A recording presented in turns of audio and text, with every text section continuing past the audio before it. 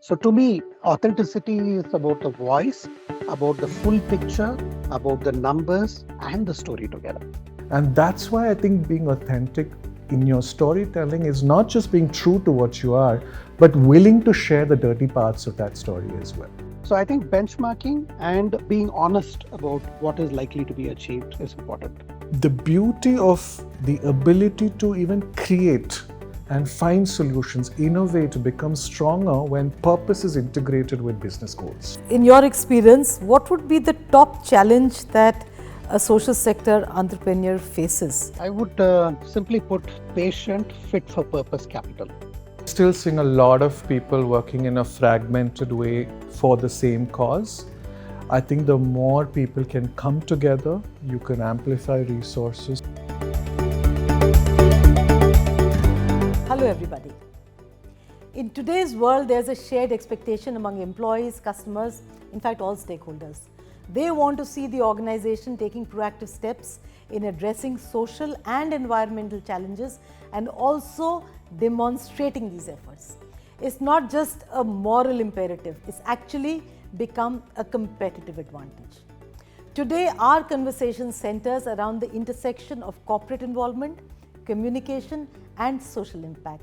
We will try to understand the role of corporates in the social sector, explore the strategic communication and PR tactics employed, delve into the ethical considerations inherent in these initiatives and discuss effective methods for measuring impact and driving positive change.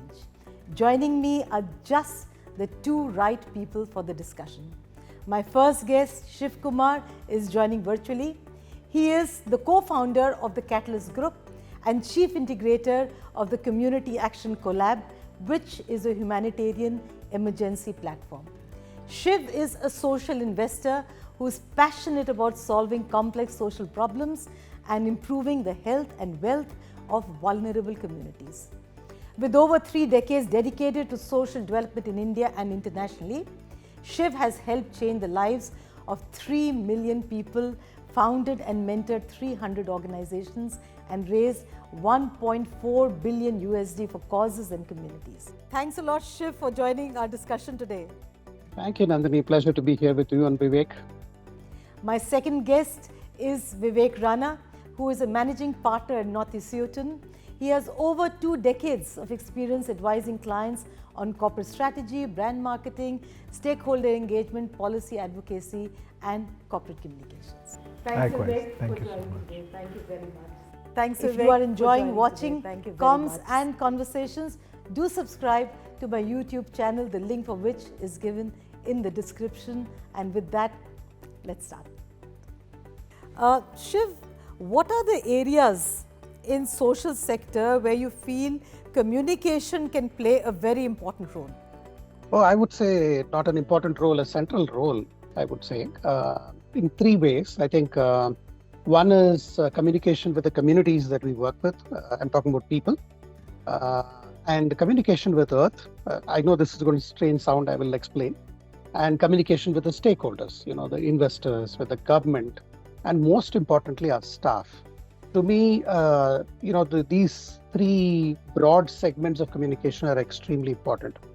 And I think, we all always say awareness building is a oft-repeated word, right? I really hate that word because when you say awareness, you essentially are saying, I don't know what you know, right? And I think you don't know. But honestly speaking, I think when you have community dialogue instead of awareness building, you not only are able to get information, but also pass on information. So I prefer community dialogue rather than just awareness. Coming to you, Vivek, what would be your advice to corporates so that when we are looking at social impact and these initiatives, what we say is more authenticate, so that it's more authentic, so that it resonates with the audience better? Great question, Nandini. I think it really comes down to, first knowing who you are. Why are you doing what you're doing? Very often, I think a lot of what communicators do in the impact sector is sort of ticking boxes. because it's sort of given the least priority. It's a good thing to have for most people, not necessarily the core thing to have. And as Shiv said, this needs to become the most critical thing in organizations, because that's really when you will be able to allocate the right kind of attention to it, look at it in the right perspective, all of that. I think that's a crucial piece. Very often, it's not seen as it's seen as a good to have, whereas it needs to become core to everything that you do. When that alignment happens is when I think you really become authentic about your communication. Sure. And it's not easy. It's easy to say we should be authentic, but it takes a lot of planning and effort to be able to put that into action. So I think that is really where all of us need to focus. And I think it's a question of also evolving, right? Because we've done things historically in a particular way, but the world is not what it was, yesterday. So that is really where we need to evolve as communicators. But you would agree, Shiv, that the core for all this is being authentic in what you're doing. Completely. If you actually need to engage. Absolutely. Absolutely. I think Vivek put it well.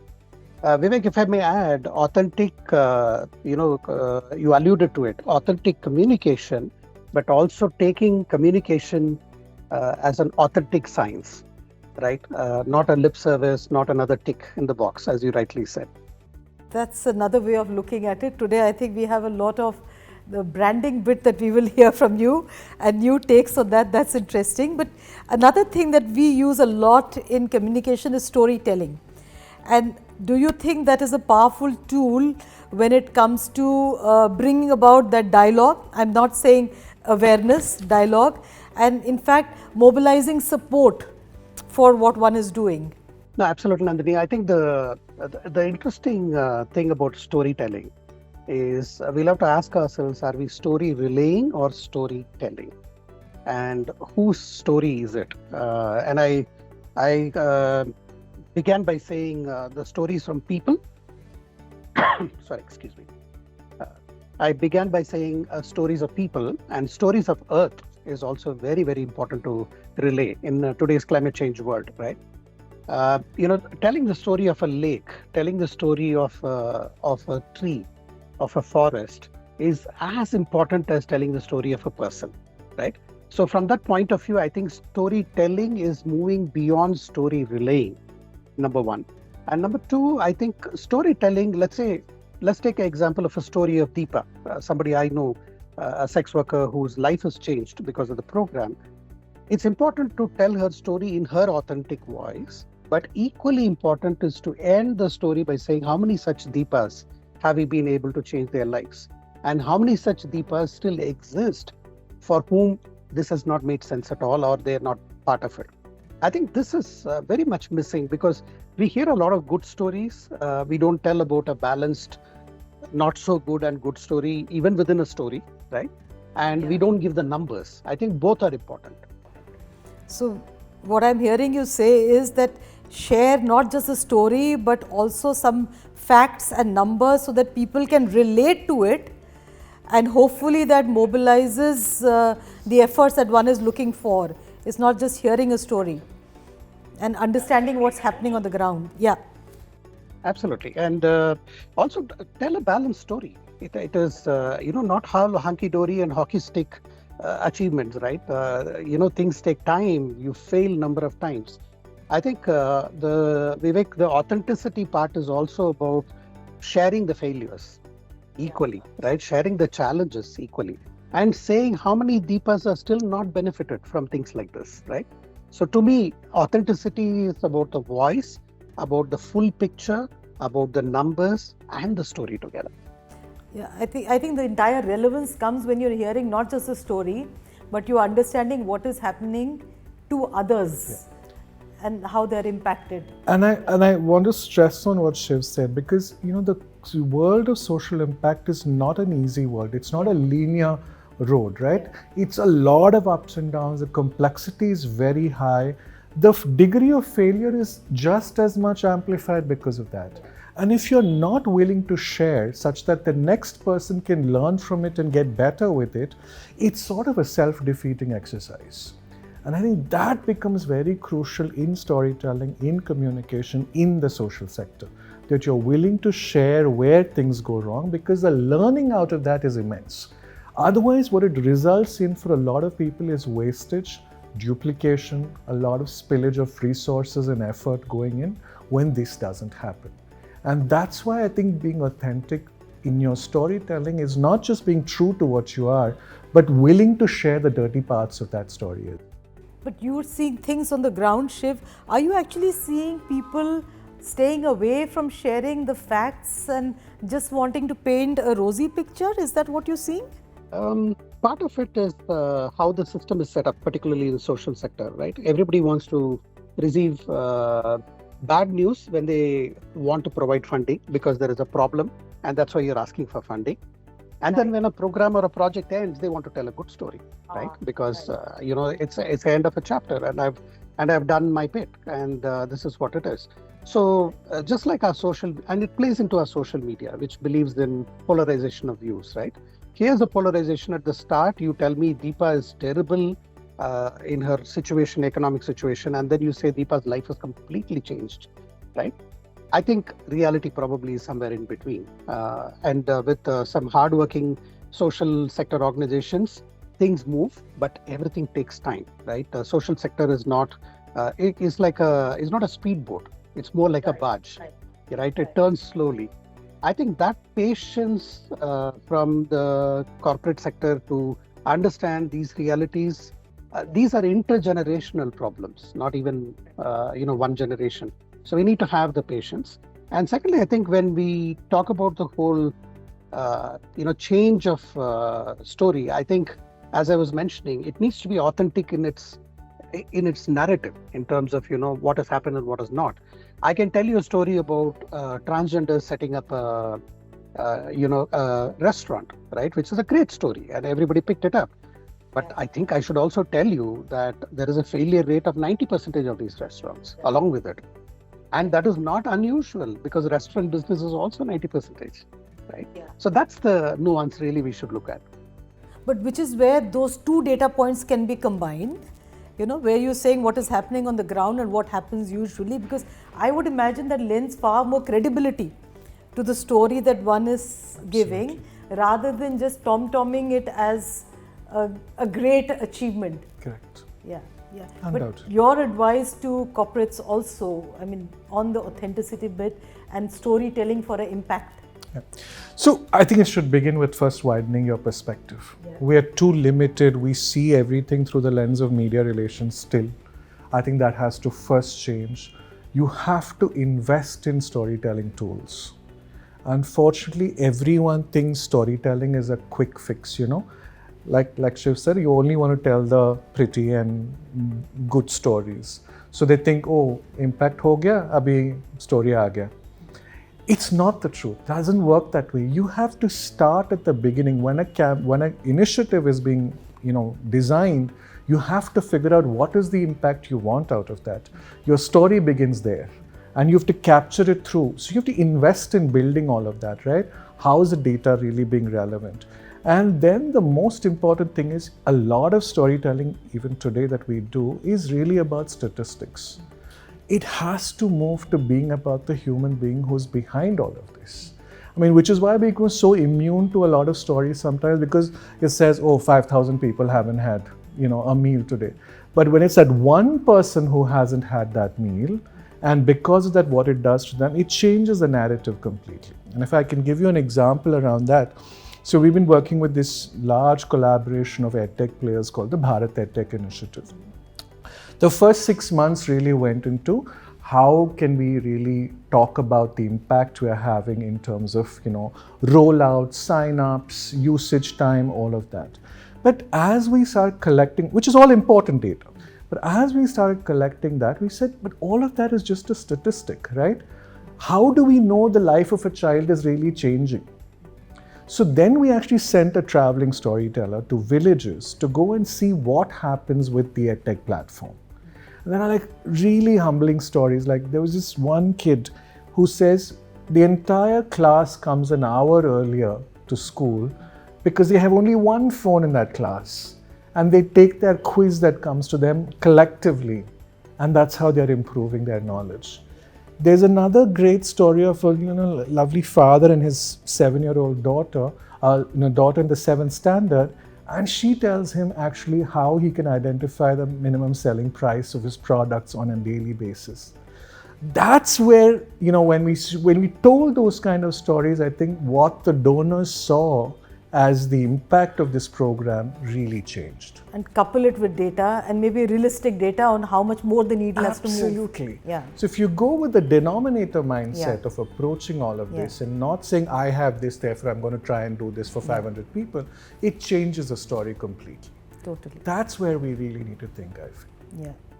Shiv, I'm sure you look at a lot of corporate partnerships, maybe with foundations, not just global, even the domestic foundations.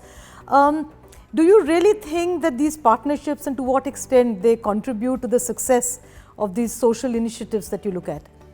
Nandini, before I jump in to answer that, if I may connect to something what Vivek had said, with your permission.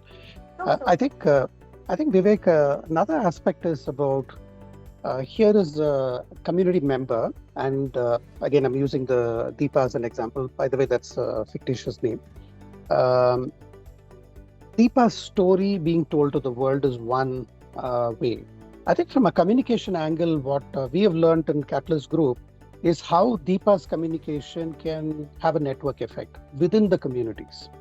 And practically, when we were looking at COVID vaccination, and the elderly had to be vaccinated in Bihar and Muzaffarpur, one of the things we did was, if an elderly, we managed to convince a 70-year-old plus woman, we managed to convince, she took her shot. After 3 days, we would take a video of her testimony, right?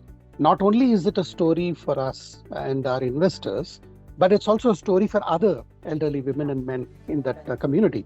And what was also interesting is my team said, I said, can we use this story everywhere? They said, no, let's not do it.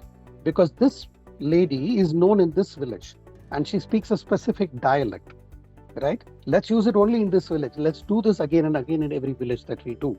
So I think the power of communication at the local communities is really, really that network effect. I think we have not fully utilized, in my view, Nandini and Vivek. So that's one part of it. Coming to corporates, I think we work with, Walmart, Gap Inc., Inditex, which is a Zara brand, and a number of international corporations, as well as Indian ones. Now, it's been such an interesting partnership because these are corporations whose brand image also gets built out of the good stories. But I think they genuinely care for good stories to emerge too, right? And that really matters. It's not just about, as Vivek was saying, putting a tick to the box, have you told 2,000 stories, right? It's about, has it really changed, right? Can we look at some of the things where it has not changed, right? And understand why so. So I would say corporates, the only disappointment for me is the CSR teams and the communication teams are different. If you take a brand like M&S, I really wish their communication teams work with us, right? Because they are fantastic in selling a brand. They're fantastic in communicating, but I don't have those assets, right? I have to work and push my communication team hard to come up with things. That I think that's a bit of a missed opportunity in my view. No, I'm seeing this change happening. And we were just discussing earlier that a lot of communication teams are getting more involved in the foundation work, which is not just amplifying what the foundation is doing, but actually being party to discussing that what the foundation is doing is aligning with the purpose of the organization. Which actually makes a lot of sense. Absolutely. Yeah. But coming back to the partnership with corporates, what are the one or two challenges you face other than the COPCOM team interacting with them? Anything else? I think there is a lot of stereotyping we do. I think the corporate stereotype social sector as this disorganized bunch of jolrawalas who don't know what they are doing, and they're doing good work, but they're not organized. They don't wear a suit and a tie like us. They don't speak our language, right? Yeah. And there is I feel sometimes looking down attitude, right? And it's vice versa. I think social sector also looks down upon corporate as this evil empires trying to, make money and nothing else, right? I think either of these sketches are not useful for a mutually respectful partnership. I find that as a big challenge, right? That is one. Secondly, we all use different languages. We may speak English, right? What I say when I say storytelling is not the same for you as storytelling, right? And I think we don't challenge that enough and understand that enough. And third is trust and patience, right? And because social work, you're solving complex problems. It doesn't get done by building a bus stand or setting up a water tap. It takes patience, and you need to understand there will be high failure rates. I think these are some of the challenges I see when corporates and social sector work with each other. But then there have been some great examples. Our partnership with Gap Inc. has been a phenomenal one. Gap clothing company, and it's the same with Walmart. We have got a terrific partnership ongoing where all of what I'm saying is practiced, right, by both parties. How do you, I'm just curious, how do you address this bit about high failure rates when you are starting a partnership or when you're exploring a partnership? Yeah, by being honest. Being upfront, yeah. I'm supposed to be working with MSMEs, 50,000 MSMEs in India to build them to become global suppliers, right? And we said we can do only 10%. 5,000 of them is all that we will be able to line up. And the question comes is that we are investing such huge amount of money and you're training 50,000 and you're telling me only 5,000 will reach, right? But that's the honest figure. And we are getting there. I hope the 50,000 is reached, hopefully by end of this month. But then that 5,000 also need to be reached, which become global suppliers. So I think building that failure rate into the thing, not as an excuse, but as a reality, right? And benchmarking it. If let's say Walmart was to do it on their own, will they do it any better? Is the important question, right? So I think benchmarking and being honest about what is likely to be achieved is important. Yeah, very true. I think just setting realistic expectations and agreeing that we have a larger purpose to achieve. Absolutely. I think, one of our partners said this. He said, we are so fortunate that we're at a time in the history of the world where we can actually see that we might be able to come out of poverty in our lifetime. Right? That's a significant opportunity we're sitting on. Now, if that becomes your driver to create everything, no challenge is really going to stop you, right? And philanthropy is definitely talking about the fact that they come with greater risk appetite, right? To be able to absorb a lot of these experiments that need to be done, just as what Shiv is saying, right? Factor in the failure rate that comes in. That's the beauty of what philanthropy can do to the social sector. So I think it's a great time. I see all the challenges more as opportunities for us to navigate through, because I think that the bigger picture that everyone's working towards is so significant and seems realistic in our lifetime that it's worth rallying behind. But beyond philanthropy for a moment, your thoughts on aligning corporate business goals with the difference you're trying to make or your social sector initiatives, your thoughts on that? It's a challenge, Nandini, because so far and even currently what we see, they run in parallel directions, right? It's almost like charity. I'm using the word, it's been what it has been called for the longest time, but it's truly that. I'm just giving away money to something. We're clearly seeing that not showing results. I think there's a sentiment within the Indus ecosystem clearly brewing that this is not resulting in anything meaningful. Over the last 30 years, change has not really happened at scale because of this approach, which is why I think, players like what Shiv is doing with, bringing so many organizations together to look at collaborative approaches through which all of this can be done is very, very critical. But for that, it has to begin with purpose becoming the core of your organization. Take Jaipur Rugs, for example, right?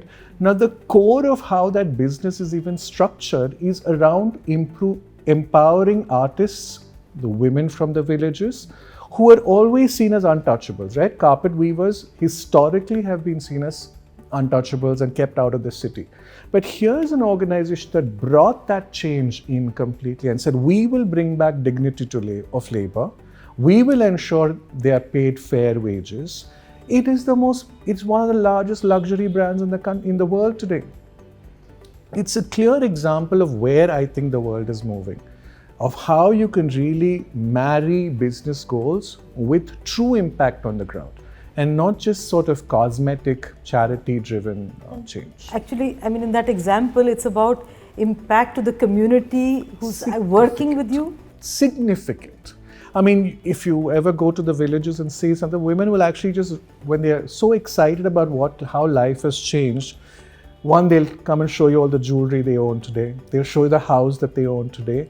But more interesting, they'll talk about how the equation between them and their husbands have changed. Okay. You know, which is, if you see Rajasthan so and all these are patriarchal. A whole well-being change. It's a massive change at a holistic level. Yeah. That is where I think the world is headed. And if more organizations sort of see how what they're doing is more long-term oriented, more fundamental in change, not at a cosmetic level, I think we're in a fantastic place. Shiv, any example that you could also share where you think the business goals or the purpose of an organization aligned with the social sector initiatives they were looking at? No, I think there are many, Nandini. I think building on what Vivek had to say, to me, channelizing the social sector strengths and the corporate sector strengths can be looked at in two ways. One is the corporate sector can say, here's a bunch of money. Can you go and do a social sector project which will make us feel good, right? And the communities benefit. Sure, that's important. Ending child marriage. I don't know how I can link ever with any social, any business objectives, right? Other than giving jobs or, educating children, changing the social norms or whatever it is, right? However, increasingly, many of the corporations are able to see a social value in what they are doing, not just in terms of impact counting, but actually seeing the benefit. And one practical example is the SAFAL program of, HUL, which we are knowledge partners to, where 1.5 million jobs have to be created in India, right? And that's the goal of the program. But HUL has done some in-depth internal thinking through with the units and found they need entrepreneurs. They need, for their beauty program, right? Lakme requires beautypreneurs, right? They need people in their logistics. They need people in their, into their urban and rural distribution systems. So they said, hey, we are short of people. Whatever jobs you're creating, can you create for our own supply chain, right? And this is a win-win proposition, right? So this is a great example. Another example I'll give you is work we did with Marks and Spencer, which was throwing away these, end-of-use plastic hangers in shops. And we worked with them to collect those, bring it into a low-income setting place, and women would clean them, quality check them, and we were able to return 80% back to the supply chain. They didn't need to buy. So they saved 600 tons of plastic. That's money, hard money. And environment. And the environment, absolutely. So we call this as the people, prosperity, and planet, right? All three impacts. So aligning is possible. It needs thinking through, it needs patience. And I think this is where the artistry of the partnership between a corporation and social sector can create magic. Exactly. And just to build on what Shiv's saying, Nandini, to also your first question, right? I think the beauty of the ability to even create and find solutions, innovate, become stronger when purpose is integrated with business goals. Because then you're thinking of solving for something much bigger, as against saying, how do I meet my, certain targets that I've set for myself? That, I think, which is why we're seeing innovative programs like what Shiv just spoke about, really now becoming mainstream examples. I would think that is probably the way for it to be long-term and a sustainable effort where you can over time actually see the needle move. Like you said, it'll take time, but you can then see the difference you've made. Correct. And impact can't be measured in a year, 2 years and all of that. Yeah. Absolutely. But Shiv, coming back to you, you work with vulnerable communities. Have you encountered any ethical challenges in communication? And if so, how did you address them? Yeah, no, I want to begin by asking both of you. Are you familiar with this term called impact washing? Greenwashing, okay, impact washing. I guess it's on the same lines, yeah. Yes, very much in the same line. Absolutely, Nandini. In fact, the greenwashing came from an activist who stayed in a hotel and said that, please reuse the towel, and that way you're saving the environment, right? We've all read this. That's what is called as greenwashing.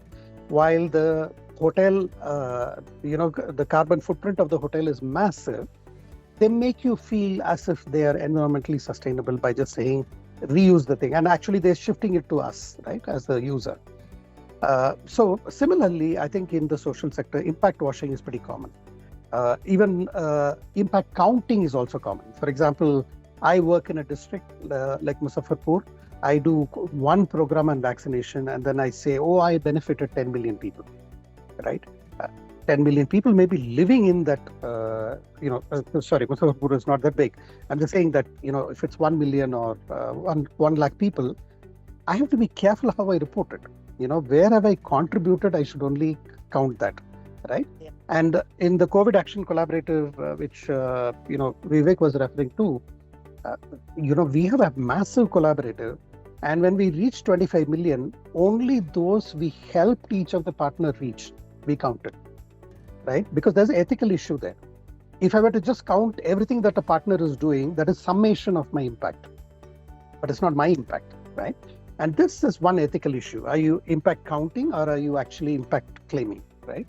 Or are you, even worse, impact washing? The second is, some of the stories actually create negative impact. And I'll tell you a practical example which happened in Bihar. We were looking at livelihood options for women. And one of the options which came is, let's collect the mahua flowers and then sell it in the nearby market, right? And that way, women have a role, and, they can earn money. And two things happened. Number one, systematic mahua collection actually led to more liquor consumption, right? Mahua flowers is used in liquor, right? The second thing which happened is that when the stories were told how the women earned, 3,000 rupees extra, so the husband said, where is that damn money? I haven't seen it. Why haven't you given it to me? Right? So actually the women started working harder to give that money to the husband unwillingly, which was again used for liquor consumption. Liquor.